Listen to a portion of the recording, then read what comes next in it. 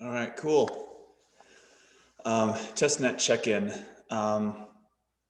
Has anyone tried to start up a Xenon node recently? Yeah, I'm panicked. Besides the panic. we know about the panic, and we're all very close to getting that fixed. It's a database locked during the initial sync. After they didn't finish syncing the testnet, the BTC testnet. Yeah, for me, master panics after about 15 minutes or something. 20 minutes. It took me a little longer. Yeah. But my PR, I think, fixes that panic, but it gets stuck for a different reason. Yep. The evil microblock. It's weird. It's just that microblock that gets stuck. And it's not like it can't process the microblock. I can post it to my node, and then it pulls the rest of the chain down and processes it just fine. But for whatever reason, I can't curl it back. It's like the request just times out because the socket's idle. Can you post the command that you use? Maybe start an issue about this and post the command that you use to like manually push the microblock data. Yeah, let me go ahead and paste this in right here. You have the microblock already, I think, in that message, but the command I use, putting it into Stack's core devs, is right here. Cool. Binary encode the file though. Yeah.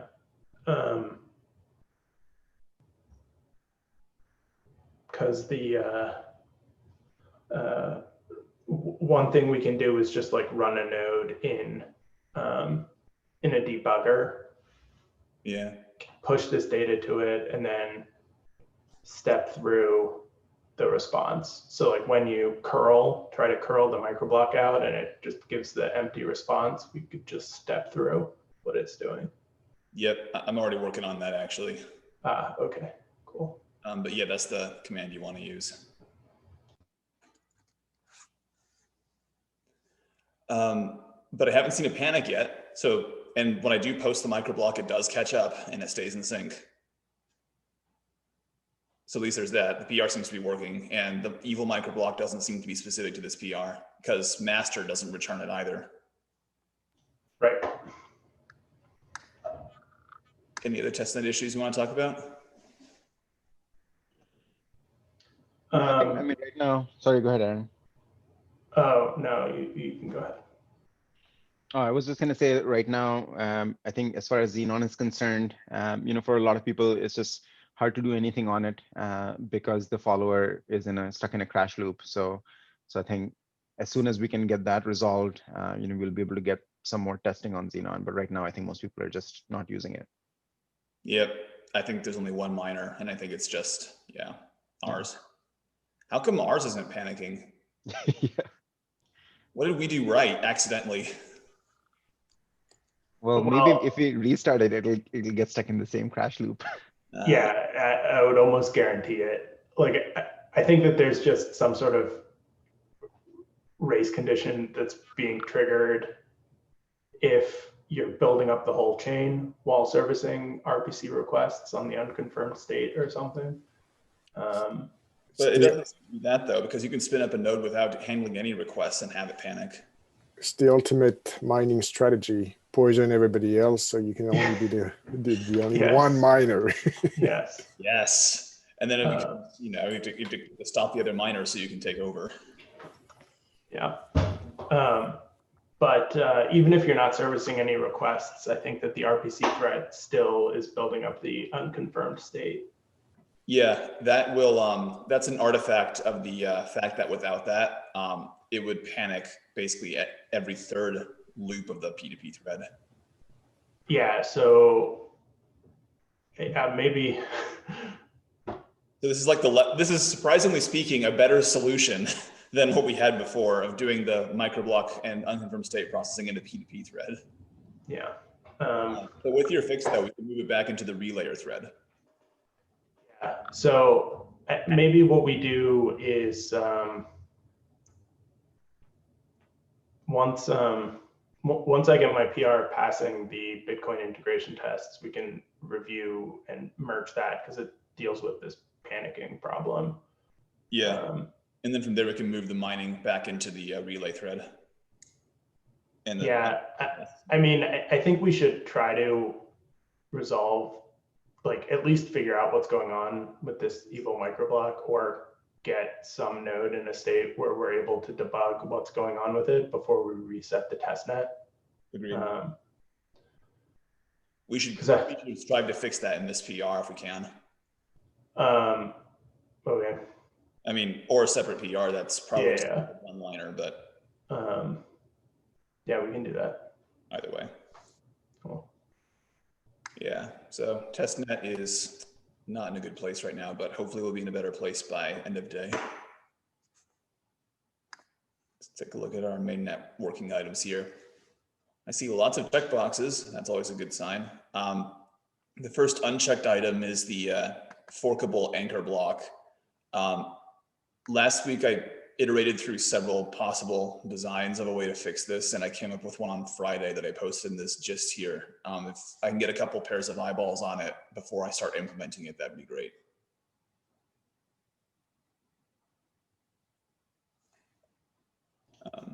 Yeah, I'll try to take a look today. Yeah, or Ludo or Diwaker or Manib or Pascal or anyone, just to make sure there's nothing horribly wrong with the idea. Moving on, we got SQLite. This, I guess, can be deferred arbitrarily, but we should probably try to do it before mainnet because there's known CVEs in the current version of SQLite we have.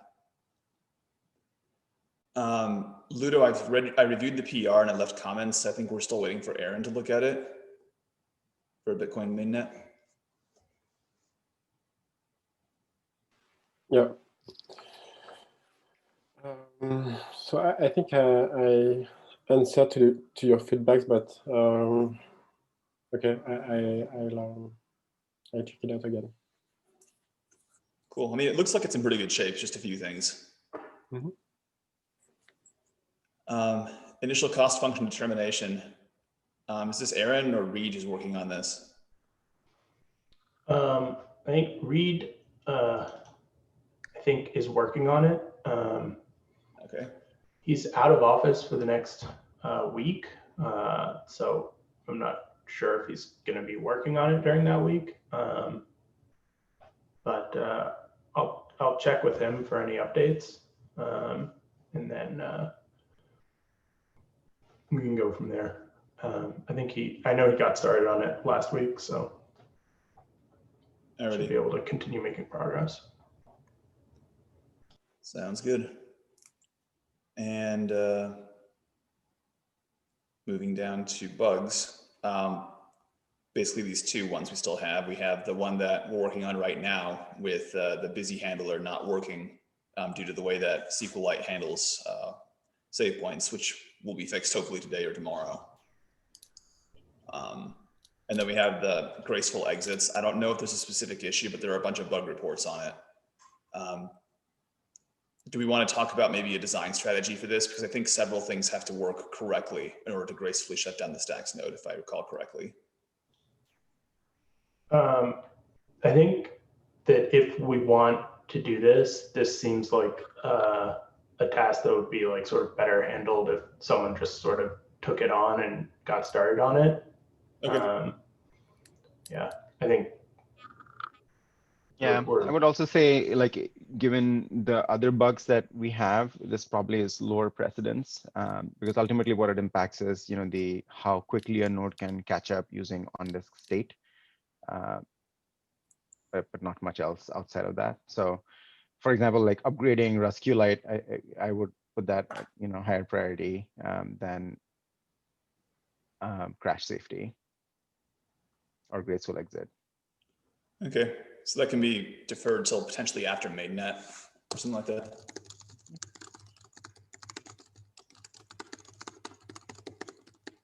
If it had to be. Although with the Genesis block, starting a node is taking a lot longer now. That is true. It takes me about, and even with a release build, it takes a while for me to catch up to the chain tip on Xenon. for debugging purposes, it's a pain in the butt. Yeah, but I don't think that that's related to the Genesis block. Like I think you're just downloading Bitcoin testnet data. No, it just when I did it last night, the Genesis block took like 10, 15 minutes. I don't know. Like the downloading the Bitcoin blocks was pretty fast. Were you on a release build? No. That's on a release build, the Genesis block processing takes like should take 1 minute to 2 minutes, which I agree is a pain and could probably be sped up, but. Oh, I'm fine with it being 1 minute or 2 minutes, but like in my case, it was like half an hour. Yeah, you use a release build, like. But then you can't debug. But yes, you can absolutely compile with debug symbols. That's what we'll do. Yeah. I'm going to add a nice to have from an engineering perspective category here. And that's the, sorry, I can't do this right.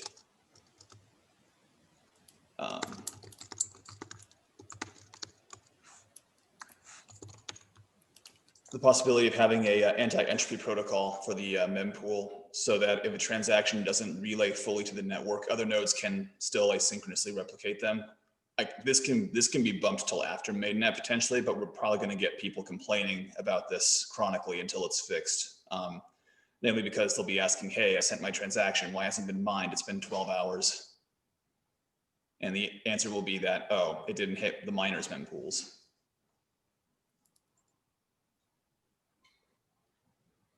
I don't know, maybe we should just wait until we get enough complaint volume to try to fix this, considering the other things we have to work on. Yeah, I mean, we've definitely hit this at least once, right? I think. Well, it's also a standard feature on other blockchains too, for the very same reason. Like Bitcoin tries to do it, Ethereum tries to do it. We don't. We just say, which is just best effort the minute you send it. We can work around that potentially by just making it so the wallet just retries, like it resends the transaction to as many different nodes as it can find, like it does like a query on V2 neighbors, and then blasts the transaction to all the outbound connections. And that could help reduce the impact of not having a node-to-node anti-entropy protocol for the time being. I think that might be a faster and easier fix.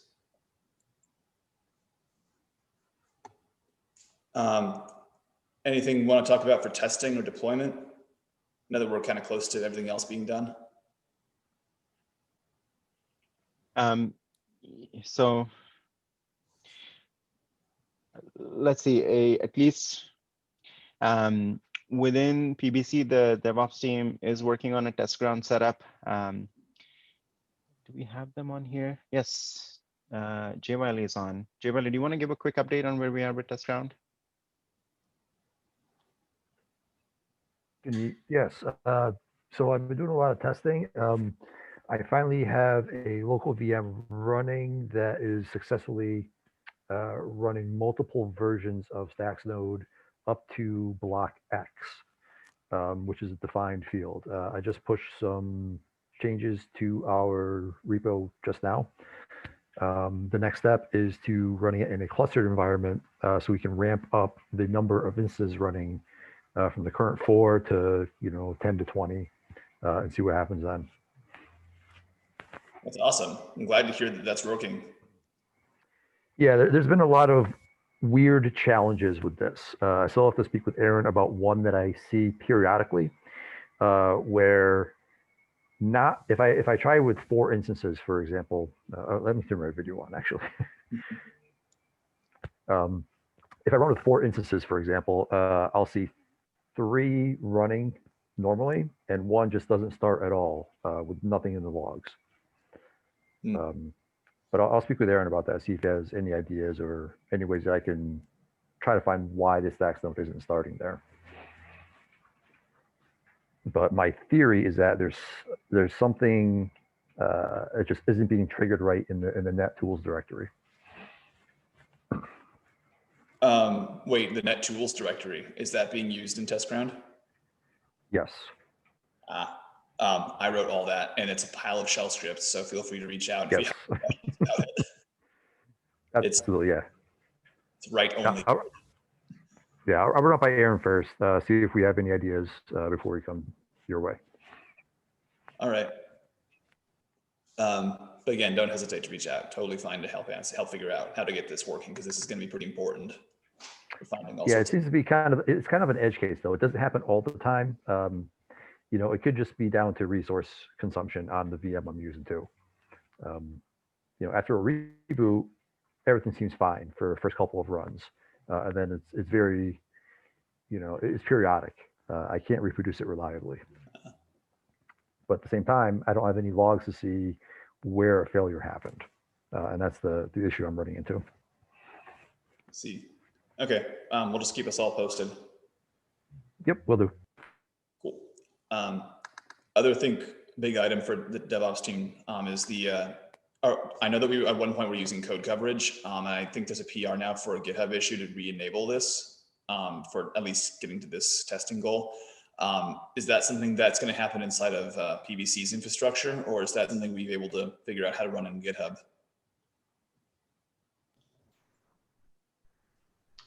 I think it depends if we have any issues running it on the free runners supplied by GitHub. Like if it utilizes too many resources and takes too long or gets out of memory errors, I think we would have to end up running it on our own infrastructure. But I think that we should try using the free runners first, see where that gets us. Again, I think there's a PR open for this right now. Aaron, did you write the PR? Yeah, I have a draft PR open. Its workflows were failing for some inexplicable reason. Like it was like, I don't know, some like Docker IO failure after 6 seconds. Yeah, so I don't know if we're gonna run out of memory or not. That this Docker file actually runs out of memory on my local machine. But I think my local machine is configured to be pretty aggressive with Docker memory consumption. So, how much RAM is in your local machine? 8 gigs, but I think that it gives significantly less than that to Docker containers. I think it only provides like 2 gigs to a Docker container. Can you? Okay, A, can you give your system more RAM? And B, can you increase that limit? Or is that a so I think the answer to A is no. The answer to B depends on like, I don't know, like how Docker virtualization is working on my machine, and it would require some effort. But like, I know for a fact that these commands run outside of Docker on my machine. So 8 gigs is plenty. Good to know. Yeah, so. I think the runners have 7 gigs allocated.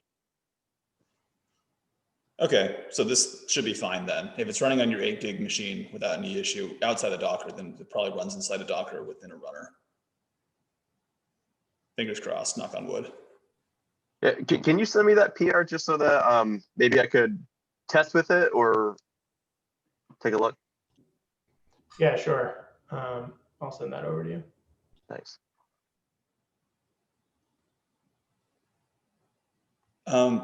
Speaking of testing, I see that we have the V1 to V2 migration steps here. Is there been any progress on testing the migration? Yeah, and I think we're in a pretty. Sorry, Charlie, were you saying something? No, you can go ahead. Now, I was going to say there's pretty good progress. Actually, Xenon right now is running with a Stacks 1.0 snapshot from a couple of weeks ago. So if you can take any Stacks 1.0 mainnet address, turn it into a testnet address, and look at it. Sweet. You can even spend it too. Yeah. Awesome. Can we check this off then? Do we feel like we're sufficiently covering this? Yeah, I think we can check it off. I was actually going to suggest. Sorry, go ahead, Jude. What about names? Are you doing name migration testing? We will do it. I think we're kind of still blocked on the BNS work being completed, but yeah, we should be able to test names too. Okay, so balances are over, but we still have to do names.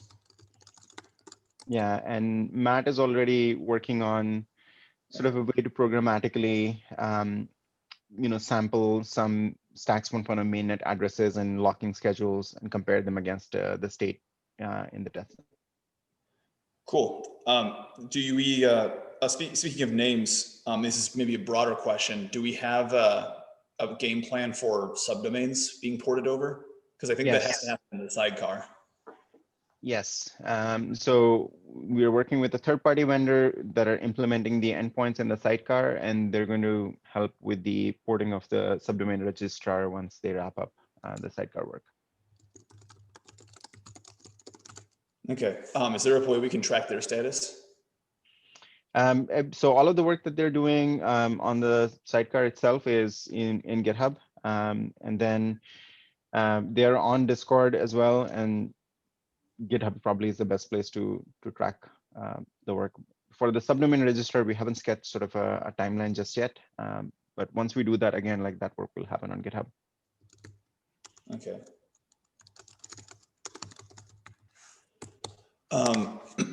I know that we have a nice battery of integration tests against the new BNS contract, but are they something that we need to run live? What were we thinking here for this bullet point?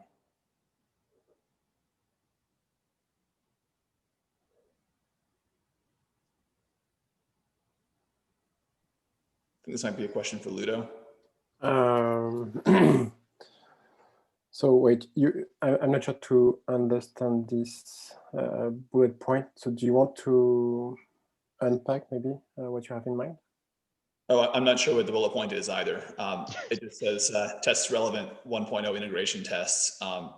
Does that mean like live testing as the chain is running, or does it mean like an integration test framework that we run as part of our CI?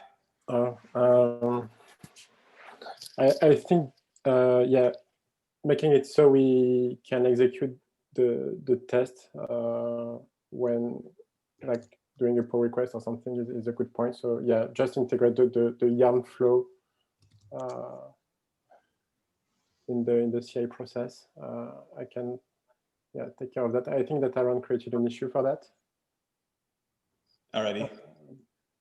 So yeah, I can take on this, and then I still think that we should either write more tests or spend some time on the BNS testing, because I have some test cases, but BNS is pretty complex. Like not complex, but there's there can be a lot of use of edge cases.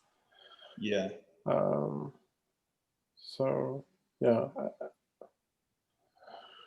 Hey, Diwaker, do we want to make BNS bugs part of the testnet bug bounty program? Sure, that's fine.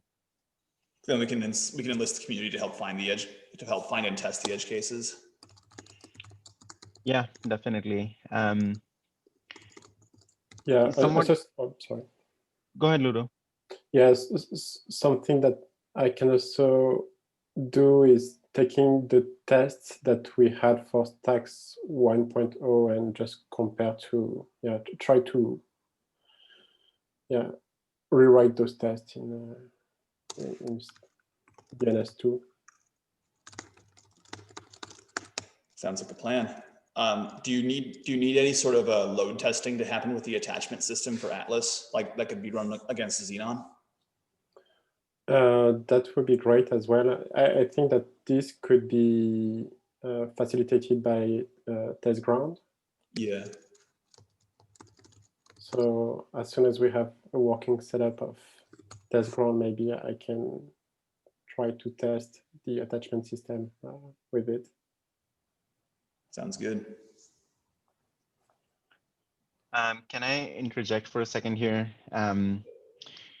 So we're roughly halfway into this meeting, and I feel like going through the board takes quite a while. I don't know how you all feel. I feel like this talk was very useful as we were tracking towards the feature complete deadline. At least I find this doc is less and less useful at this point. I would prefer to keep GitHub as single source of truth and the board. And then for any other notes, we still have our meeting notes doc. It's kind of hard for me to look at this doc at this point and figure out like how do we sort of utilize the information in here. There's just too much going on at this point for it to be useful. So that's how I feel. And I would propose kind of just archiving this doc and making sure we're capturing everything on GitHub. Do you want to cover the testing and deployment stuff on GitHub as well? Because I think that's the main, I think for the next few weeks, that's going to be probably the main use case for this doc, just tracking progress on testing and deployment. Sure. And I mean, just to be clear, there is a bunch of like testing stuff that we're also tracking within PBC that's not shared either in this doc or on GitHub. So we should kind of post the truth for that then. yeah. All right, let's go to the board.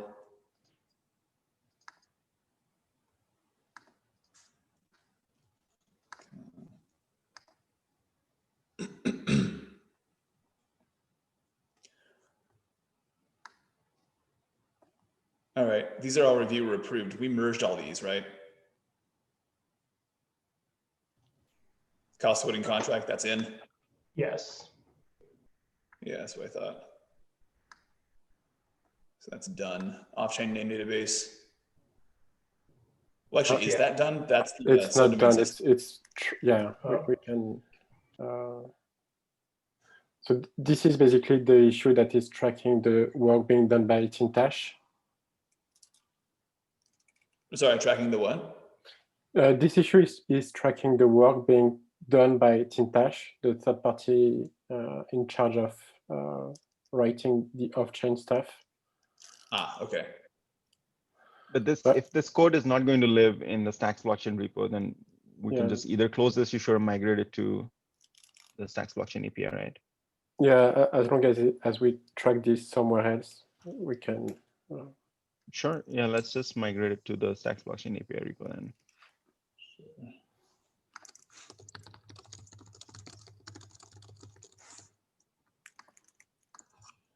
All right. Stacks chain differentiation on Bitcoin testnet. I think this is done now, right, Aaron? Yeah. It's merged in. Yeah, hit that close button. Hooray.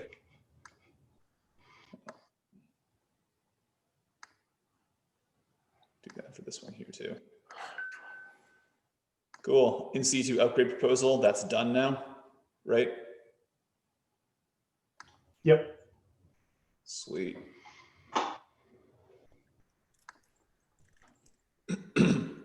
Draft 30 DB fixes, that will hopefully be done soon.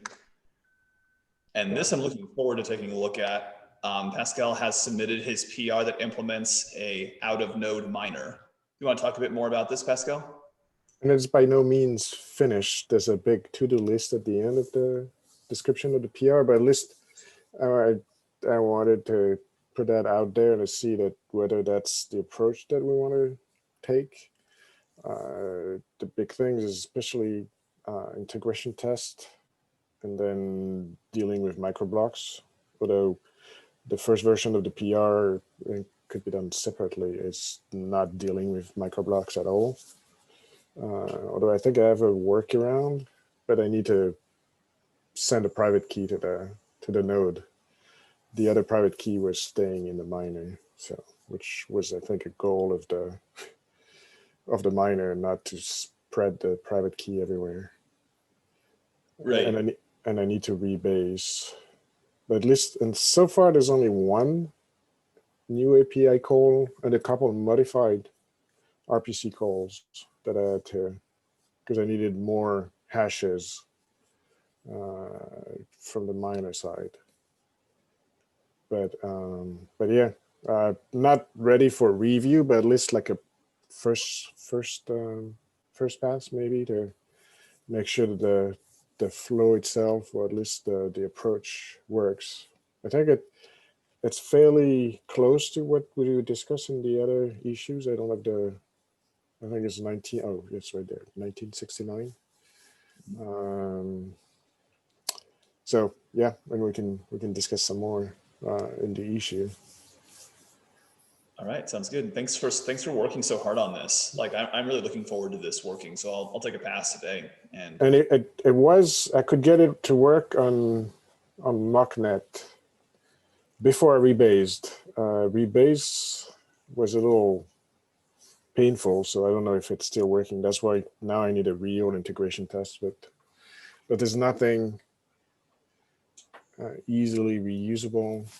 Although I found bits and pieces, but I did more than just the neon run loops. I need a real run loop for the test. and then I need separate processes. So, but that's what I'm going to work on this week mostly, the integration test, and fix a few other things if need be. And I've got a pretty good idea on how to fix microblocks, but that's going to take some more work now. Okay. I mean, feel free to reach out to us. I mean, I'm happy to. And then yeah, I made a few suggestions of what to include in this PR and what to do in separate ones. We can also discuss whether that's workable or not. Try to keep this PR fairly simple so we can commit at least the new RPC call in Xenon, and then iterate from there, I think. Yep, sounds good. And we can talk about that in the issue. Yeah, and there'll be probably lots to talk about, but and initially I wanted to try to do a JavaScript miner, but there were definitely some math, especially for the VRF proof. I just gave up. It was going to be too much to try to replicate the same code. So now it's just Rust. And that's totally fine. We can make that run potentially in WASM if we had to. So we can run in the browser. I think the approach would be just to, after that, use whatever. There's WASM is one. There's other options to run Rust from Node, and use keep all the math code in Rust, and just expose that. So the main loop for the miner can be implemented in JavaScript, TypeScript, or possibly other languages later on. Mm-hmm. So that's it. Because one goal would be for people to be able to write simple extended miners without having to know Rust. I think is a lofty goal. Yeah, maybe not worry about that for now. But no. For now, it's just Rust code. Yeah. Question concerning this effort: is it gonna be? Are we considering this as a mainnet blocker? I don't think so, because so far, I mean, the changes I made, I need in the node are not consensus blockers. I mean, the sooner we have that in, I think. I think we should just focus on getting the API endpoints fleshed out, and then it's going to be less disruptive to work on a miner. So maybe that would be the first priority. But from the mining perspective, we're still creating way too many forks. That in itself, I would consider is more of a blocker. Whether we can fix that in this new version of the miner or the existing one, that's up for debate. But I think, I mean, an external miner, I wouldn't think is a mainnet blocker. No, I don't think so either. Having a miner, though, is a mainnet blocker. Oh, yeah. A reliable one, yeah. Yeah, having one that doesn't fork too much would be a mainnet blocker. And we can keep working on that too, now that we have, hopefully once Xenon in a better shape. Ludo, do you want to talk a bit about the lockup events here? Yeah, it's a PR that I opened for Matt. And the idea is to emit some events for the lockup happening at the Genesis block. And yeah, right now it's red because it's OMing the test runner. So yeah, I still need to check with Matt if we need to. So about that. So Ludo, I think unless we can make some breakthrough in the memory usage here, this particular issue is something that I think it's servicing a feature in the Explorer, maybe some other products where you can look up an address and see kind of a graph of like your locked schedule, kind of like the current Explorer. If we can't get it to work with giving a say to the sidecar to show that, then I think there's potential workarounds with calling like read-only contract calls directly or something like that. So I guess in that sense, it's probably not a mainnet blocker. There's workarounds, but like the general memory usage thing is pretty strange with this, because it's not that many extra events that you're adding, but it's still getting killed like without a memory errors. So it makes me think that we're like at the very brink of memory usage. Like currently, the ones that pass are like at 95% capacity or so, because the ones you've added are pretty small. So yeah, I was wondering if, like, I don't know, like Jude, Aaron, Ludo, if you guys like had any potential bandwidth to just like look into optimizations to reduce the memory usage. Because like if it really is 7 gigs and it's like exceeding something like that, that's just crazy. I don't understand. I find that hard to believe just looking at the Grafana usage in production. Like, I don't think the node ever really exceeds 4 gigs of RAM there. So I'd be curious to know how it's getting past 7 gigs. It might be just for the test where it's consuming the events. Because it's, you have like a super high memory usage for generating the Genesis block. Like I think that's like 2.83 gigs when I measure it on my machine, because I was like, as part of my Clarity DB PR, I played around with like another potential optimization that would improve memory usage, but it seemed to have no impact on the max memory usage. So my guess as to what was causing the max memory usage was probably wrong. At that point I gave up, because I was like, I would need to run this through Valgrind or something to figure out what's actually exploding to the 3 gigs of memory. But there's that, and then the event receipts. And if the event receipts, like I could easily imagine the receipts are like 2 to 3 gigabytes of data here. I see.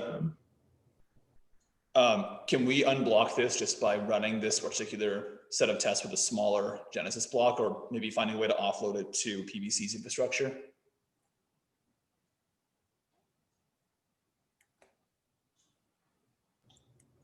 I'm sorry, say that again, Jude. What are we offloading? Oh, so we have a test here that tests lockup events during the Genesis block, and it's killing the GitHub CI runners with out of memory issues. So I was asking if there's one of 2 possibilities are viable. First of which is to use a smaller Genesis block test, because if all we're doing is testing that events and receipts get generated, then maybe we don't need to have a 2 million row table to do this. Other question is, if that's not desirable, then perhaps there's a way we can offload this particular test to a CI/CD process that PVC runs. I imagine that the test currently is very automated.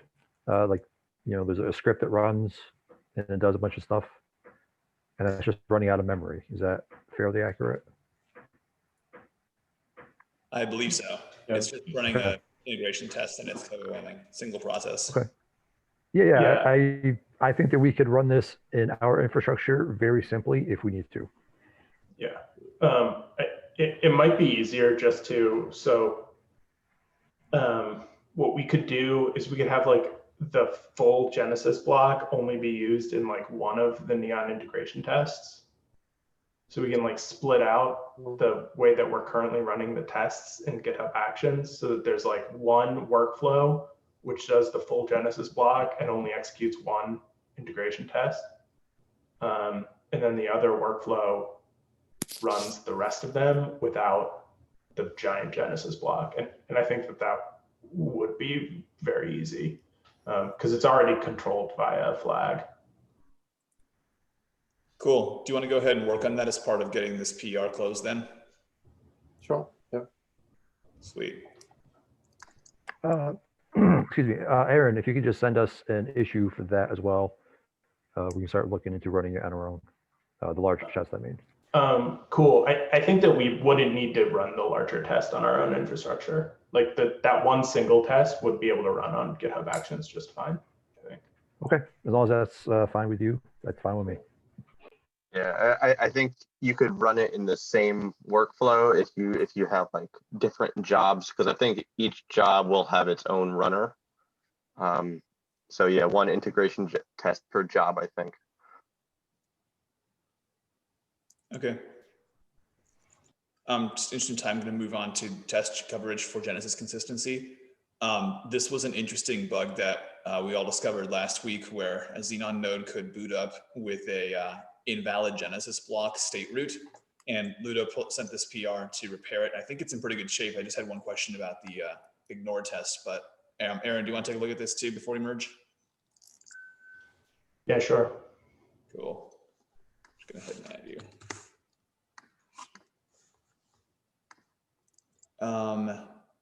This is still a draft, right, Pascal? 1745 and 1760. Yeah, I haven't been actively working on that one. I'm hoping that I can integrate the similar approach into the new minor code instead. All right, sounds good. If you do that, just feel free to close this issue and just say closing it in favor of the minor PR. Once I get on it, yeah. Otherwise, it's good to have that reminder. Yep. Determine constants. Have we made any progress on this, or is this something that we need to pull in a separate meeting for the No, I have the constants. I just need to write them up in the contract, and also maybe adapt the test to make sure that sounds good. The test cases are still, yeah. All right, thanks for looking into that. Conflicting nonce and mempool. I think we submitted Aaron, I think we merged I think you merged a PR that fixes this. Can I close this issue? I think you should post saying that, like, we believe we've merged a fix for this, and if they're still getting errors on the Stacks blockchain API, then they should report back, but and then we can close it in like a day or two. But I suspect this is untestable right now. This might be testable on Krypton though. Yeah. But yeah, like on Xenon, everything is blocked until we fix the database. Yeah, given that the mining competition progress. is going on in Krypton, I wouldn't rely on Krypton to deploy and test, any new changes at this point. All right, sounds good. So this issue here, 1805, I have the proposal written up on how to fix this. I hope to start implementing it as soon as I get a couple of eyeballs on it. Regarding this DB merge clarity side store into its state DB and remove the save points, Aaron has a draft PR open for this that will also fix Xenon crashes. So I'm just going to go ahead and skip over this. We just talked about test ground. Modification of the mining module. I think we just talked about this with the PR that's open for it now. SIP 006, well, read's not here, so we can just skip that. We just need to update the text to talk about the populating bns.clair with data from Stacks Genesis during boot up. Matt, what's the status on this here? It's on me, I think. Oh, I'm sorry. Yeah, sorry. Yeah, it's on my list. So yeah, this week, like either today or tomorrow. Cool, cool. And emit lockup events. This is the PR we just talked about, right? Yeah. Yeah. All right. New issues. So I opened this issue yesterday. Not yesterday, but like Thursday. Ludo's PR, I believe, fixes it. It's just making sure that Genesis block state root hash calculation is deterministic, and the fix is pretty straightforward. So, question about this. Uninstalled attachments. Sorry, question about Yes. the other issue. So, do you also want to add an assertion in the chainstate logic, or is the test enough? Oh, that's a good question.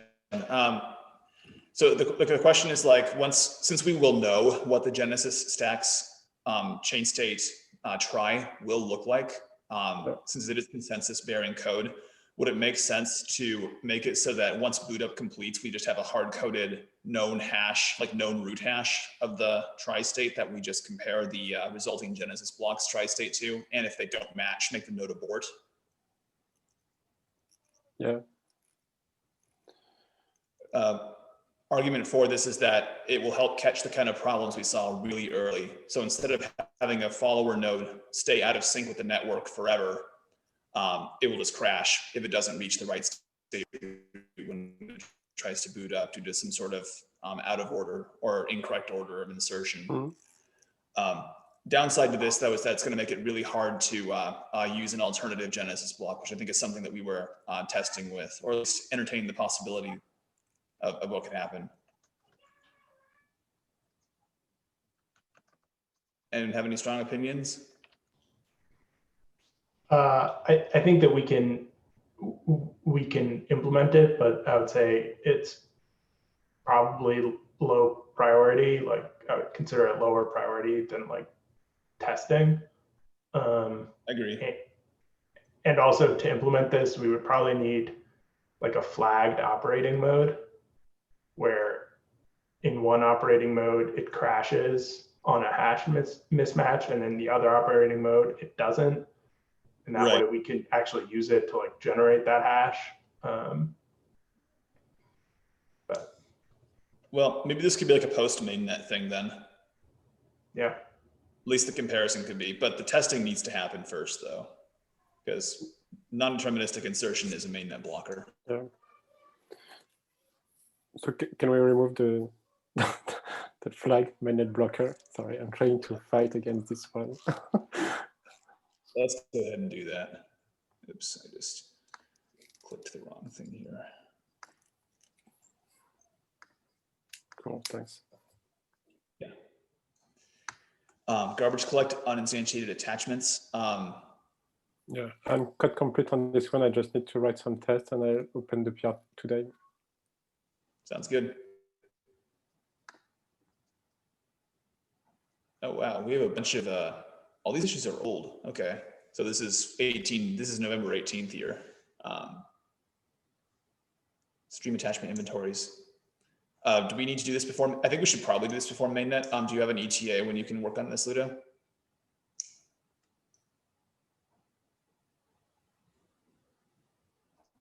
Ludo, you're muted. Yeah, PR by tomorrow, I guess. Okay. Yeah, just as if it has to slip past mainnet, I think it probably can, but it would be, it will start to notice the pain of this not being here if we ever have large attachments or long inventory vectors, which will inevitably happen. Speaking of mainnet blocker, I think this should be mainnet blocker, bumping the rescue light. So if you're not bullish on having this for mainnet, then I'd rather spend more time on the testing and maybe remove the flag. I don't know, up to you. Let's revisit it next week and see where we are. Okay.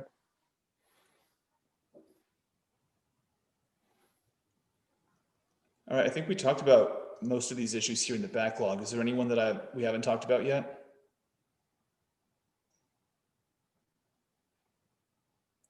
I think this is fixable. This is fixed by Ludo's PR to Walker. Minor node state doesn't match primary chain state. Oh, okay. Sure. Let's close it out then. Yeah, I haven't been able to reproduce it, but I also haven't been able to bring up Xenon nodes reliably. So trying to close it out and I can reopen if necessary. Cool. I got nothing to say about the microblock stuff here. It's low priority. So one thing I would say is we should go through the backlog, and anything that is low priority or we're not like actively planning to do in the next week or 2 weeks, like we should just remove it from the backlog. Sure. And make sure everything else is, looks like priority items. Like we just don't have like room for anything that's not important right now. Okay. Should we be iceboxing them? Is that the? Yeah, there is an icebox column all the way to the right, so we can icebox them. And then what I've been trying to do is like in the new issues, I've also rearranged something. So try and bubble up things that either have been marked mainnet blocker in the past or have been marked consensus critical in the past, just to kind of bubble some of those issues up. So they're more top of mind as we decide, what to pull in next. So short of dragging and dropping the thing over, is there a way to somehow reassign this thing to the icebox from the backlog? Yes. So if you open the issue directly, and then where it lists the project, like there is a drop down and you can select icebox. Cool. I'll go ahead and do that for the remaining issues here that at least I'm assigned that aren't going to be finished in mainnet. All right.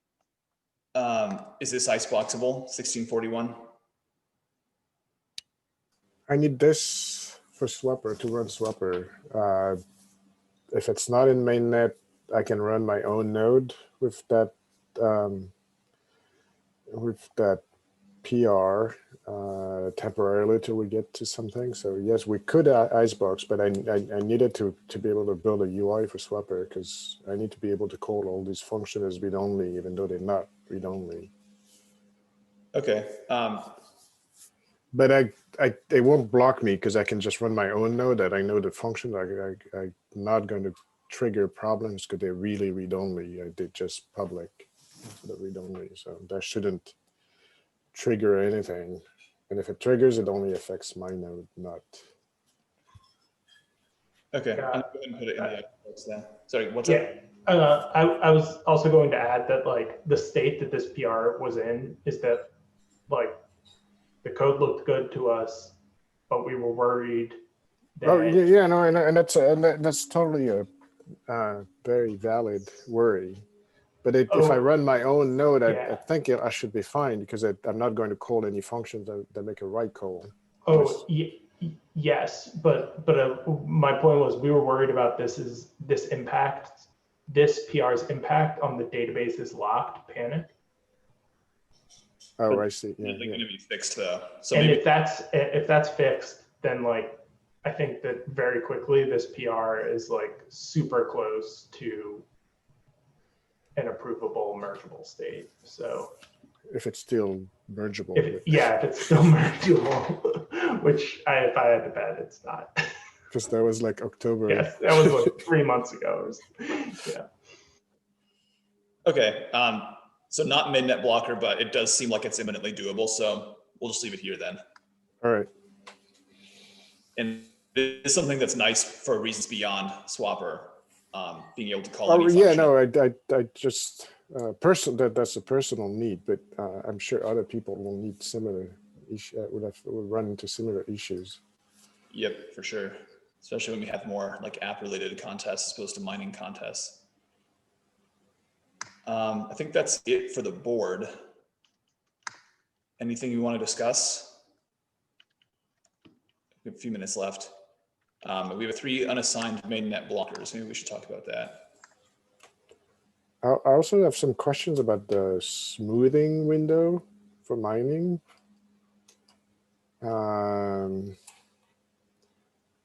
Because I found out that on Krypton, everybody is mining with a median of 1. So that's no longer burn weighted. But that's not my question. The questions for the weighting is that the way this works, the first 3 blocks that any miners that starts mining are guaranteed to be lost. That's not a good thing. Oh No. Yes, so that's why we changed the weighting function. But I ran something in Xenon and the first. Oh yeah, it'll still be the first. Yeah, I guess that's true. Like Because until you get to a median, so the first 3 blocks you're guaranteed to lose them, and by the time you stop mining, you still have residual weights in the thing, but you're not going to put a commit. So you could win blocks after you stop because of what's in the residual things. But so what you lost at the beginning, you could win, but you're not going to win. So essentially, that that's really 3 blocks that are lost for you for any miner that starts, and that's Yes.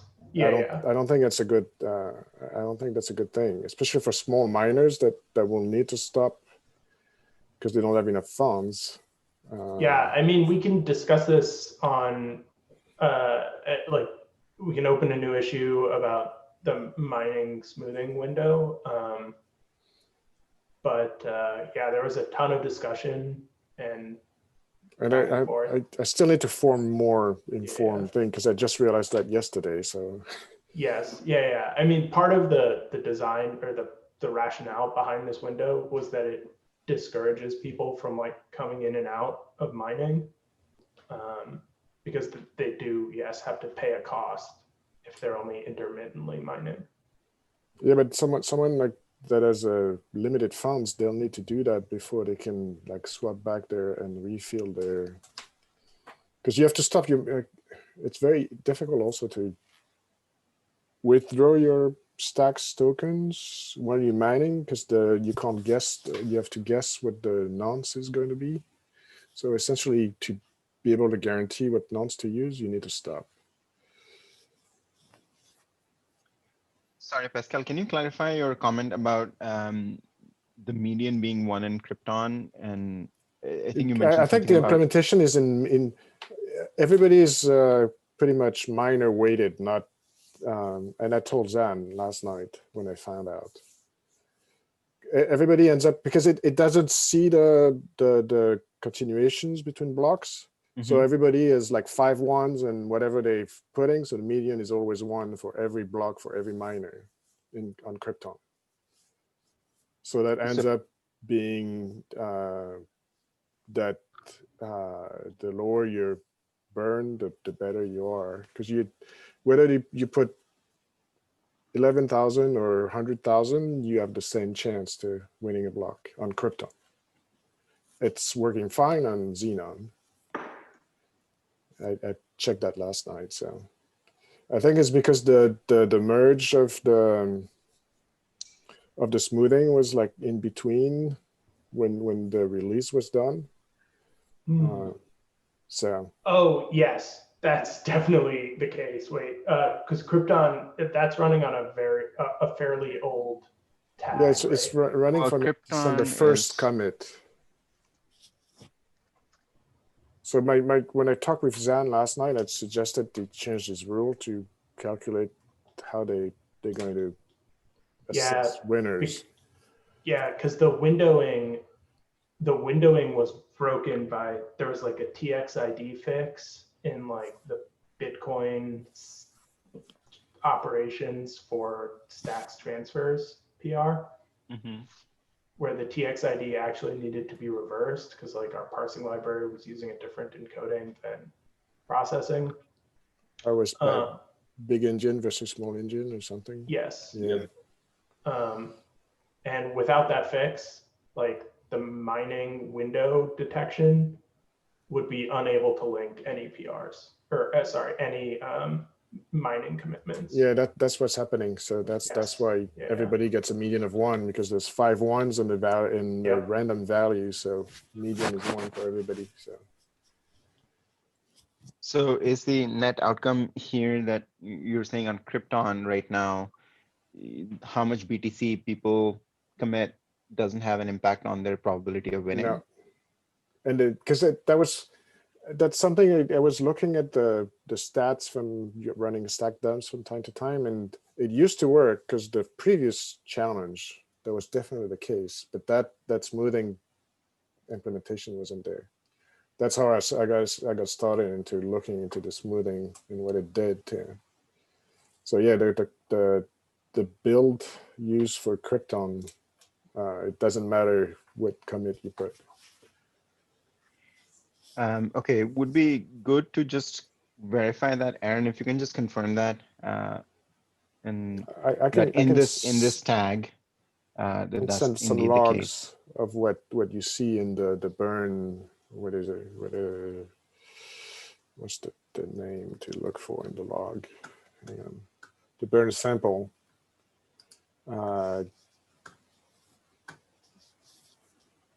they're pretty big. I don't want to put it in this in TAC window, but one possibility that could be done in Krypton is to remove the smoothing for this to work, but I don't think that would be a good idea because the contest already started. So if you start telling people use a different thing, different version, that's going to be really messy. So I don't know what Zan is going to do, but I suggested they just change the formula that it uses to calculate efficiency, just number of block mine instead of BTC as the denominator for his function. I mean, it's not as good, but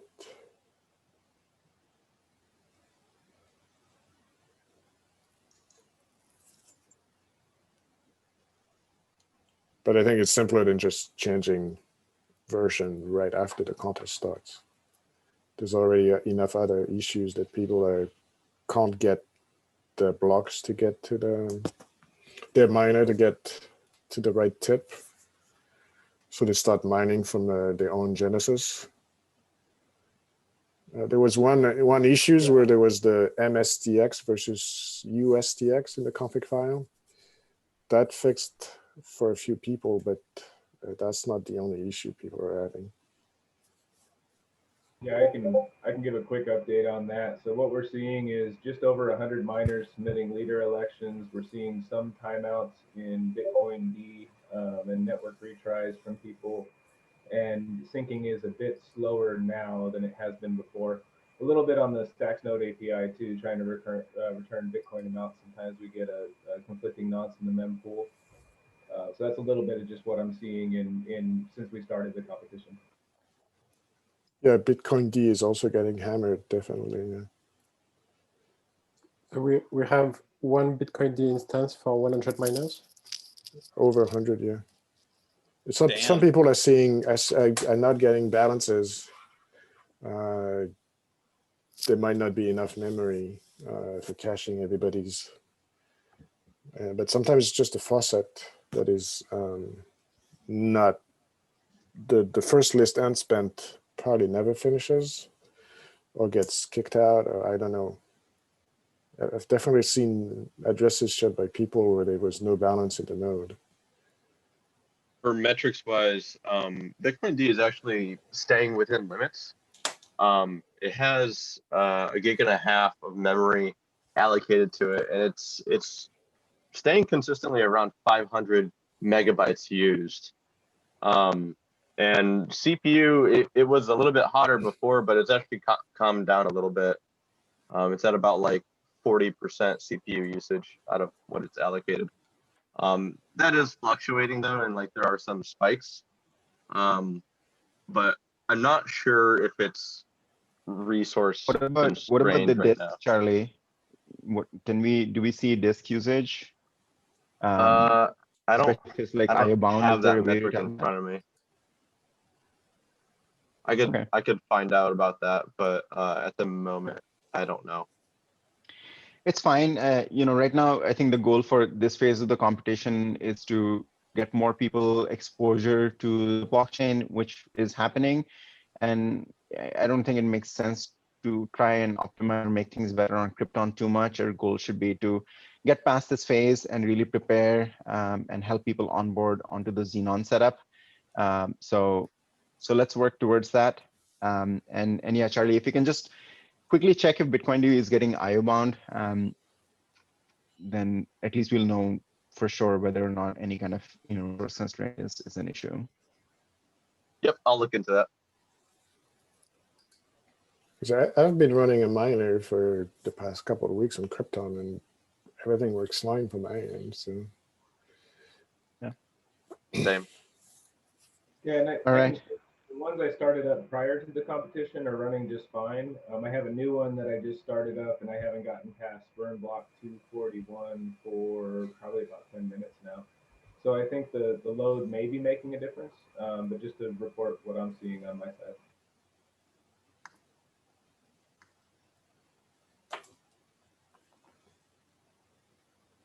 All right.